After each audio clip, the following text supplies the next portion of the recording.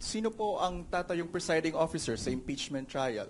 At may update po ba kayo sa... As soon as they have 13, walang problema sila na. Okay, so I have to assert, because may pinaglalaban tayo. Pinaglalaban ko hindi yung si Alan Cayetano ang Senate President. Ang pinaglalaban natin, ang Senado hindi pwedeng rubber stamp ng Malacanang. Hindi pwede na hindi independent yung Senate. Hindi pwedeng may hearing ka katulad kanina, yung bibig na bumubukas ay senador, pero yung lumalabas na salita galing sa Malacanang. Ano pong rules sa pagpili ng presiding officer sa impeachment trials? They illegally amended the rules. They illegally had a session, di ba? So in due time, there'll have to be something that will decide, di ba? But in the same manner na ina-assert ni Senator Win na he's the acting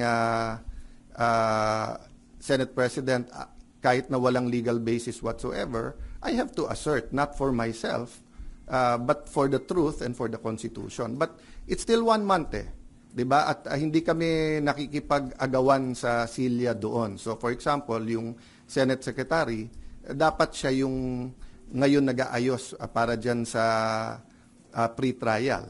But nagte-take over sila Attorney Bantog. So we're doing it very patiently because nga we don't want the whole Senate to be affected, no?